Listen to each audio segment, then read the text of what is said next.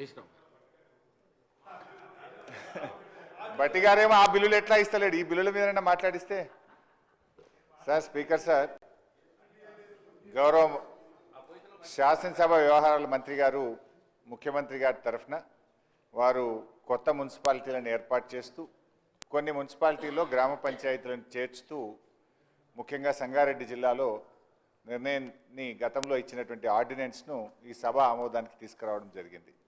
So ఆ బిల్లును పూర్తిగా మేము సమర్థిస్తూ ఉన్నాం, ఆ బిల్లుకు సపోర్ట్ చేస్తూ ఉన్నాం. అయితే నేను మంత్రి గారిని అడగాల్సింది, ఎందుకంటే ముఖ్యమంత్రి గారి దగ్గరనే ఈ శాఖ ఉంది. 22 నెలలైంది ఈ ప్రభుత్వం వచ్చి. పరిస్థితి ఏంటంటే ఎన్ని మున్సిపాలిటీలు ఏర్పాటు చేశామన్నది ముఖ్యం కాదు, మున్సిపాలిటీలను ఎంత మేరకు అభివృద్ధి చేశాము, అసలు మున్సిపాలిటీలకు ఏమైనా నిధులు ఇస్తున్నారా లేదా. ఈరోజు మున్సిపాలిటీల పరిస్థితి అది. ఇక్కడ అందరూ ఆల్మోస్ట్ చాలామంది ఎమ్మెల్యేలు మున్సిపాలిటీలు ఉన్నటువంటి వాళ్ళే ఉన్నారు. నేను నా సిద్దిపేట దగ్గర కూడా మున్సిపాలిటీ ఉంది, దాదాపు 1,20,000 ఓట్లు ఉంటాయి అధ్యక్ష. పరిస్థితి ఏంటంటే ఫాగింగ్కు కూడా డబ్బులు లేని పరిస్థితి వచ్చింది అధ్యక్ష. గతంలో బీఆర్ఎస్ ప్రభుత్వం ఉన్నప్పుడు నెల పట్టణ ప్రగతి కింద ప్రతి నెల కూడా మున్సిపాలిటీలకు డబ్బులు ఇచ్చేవాళ్ళం. కానీ ఈ ప్రభుత్వం వచ్చిన తర్వాత పట్టణ ప్రగతి నిధులు ₹1 కూడా ఇవ్వడం లేదు.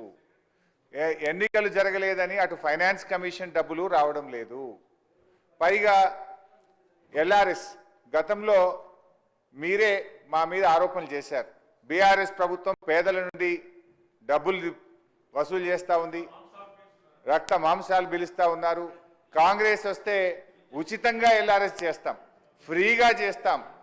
ఆ రోజేమో నో ఎల్ఆర్ఎస్ నో బీఆర్ఎస్ అన్నారు, కానీ ఇవాళ మాత్రం బరాబర్ పైసలు కట్టాల్సిందే అని ప్రజల దగ్గర వసూలు చేశారు.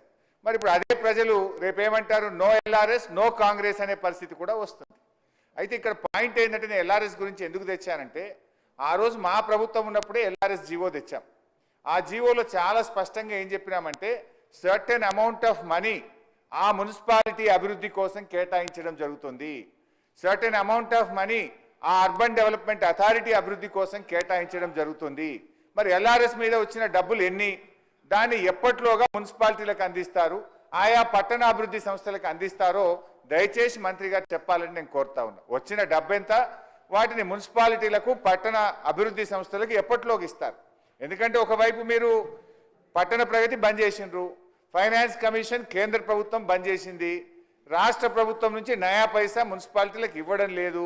₹1 లేకుండా మున్సిపాలిటీలు ఎలా కొనసాగాలి.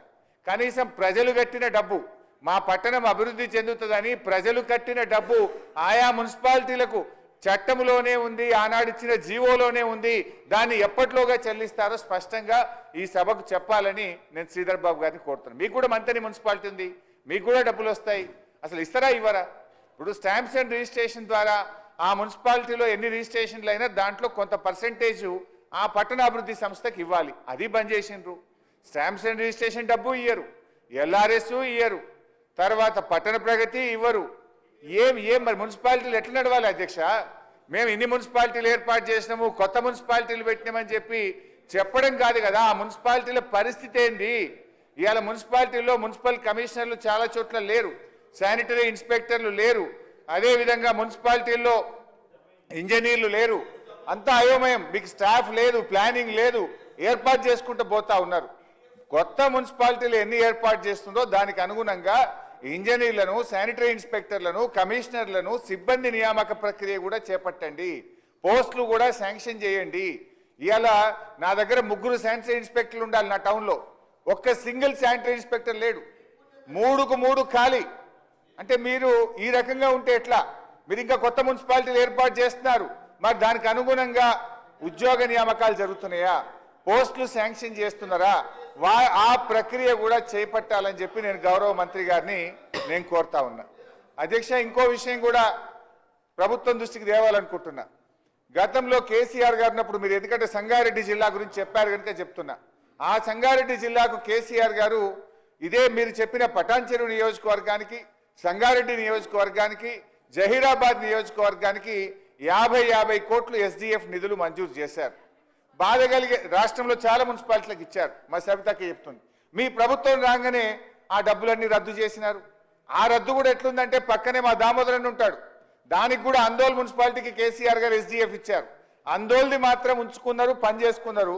బీఆర్ఎస్ ఎమ్మెల్యేలు గెలిచిన పటాన్ చెరువు, సంగారెడ్డి, జైరాబాద్ రద్దు చేసి పడేసిండ్రు. ఇది ఏం పద్ధతి? అంటే ప్రభుత్వం అనేది it is for all. BRS MLA ఉన్నారు కనుక మీ ఎస్డిఎఫ్ రద్దు, ఆందోళన కాంగ్రెస్ ఎమ్మెల్యే మంత్రి ఉన్నాడు కనుక బీఆర్ఎస్ అక్కడ ఎస్డిఎఫ్ డబ్బు ఉంటుంది అంటే పద్ధతి కరెక్ట్ కాదు. ఇప్పుడు జైరాబాద్ ప్రజలైనా, సంగారెడ్డి ప్రజలైనా, పటాన్ చెరువు ప్రజలైనా వాళ్ళు తెలంగాణ ప్రజలే కదా, వాళ్ళు పన్నులు కడుతున్నారు కదా, వాళ్ళకి ఎందుకు రద్దు చేశారు? దయచేసి ఈ 3 నియోజకవర్గాలే కాదు, రాష్ట్రంలో ఎక్కడెక్కడైతే గత ప్రభుత్వం ఎస్డిఎఫ్ లో నిధులు ఇచ్చిందో ఆ పనులు చేపట్టాలని మీ ద్వారా కోరుతా ఉన్నాం. ఇకపోతే టీయూఎఫ్ఐడిసిలో కూడా చాలా నిధులు శాంక్షన్ చేశారు. సరే, దానికి మీరు బడ్జెట్ అరేంజ్మెంట్ చేసుకోండి. కొత్తగా బ్యాంక్ నుంచి తెస్తారా, బడ్జెట్ నుంచి ఇస్తారా, ప్లాన్ చేయండి. కానీ టీయూఎఫ్ఐడిసి కూడా క్యాన్సిల్ చేసినారు. ఇవాళ ఎక్కడెక్కడైతే ప్రతిపక్ష ఎమ్మెల్యేలు ఉన్నారో, మా జిల్లాదే చెప్తున్నాను, ఆందోళనలో మంత్రి గారు ఉంటే టీయూఎఫ్ఐడిసి మా గవర్నమెంట్ శాంక్షన్ చేసిన పనులు అవుతున్నాయి.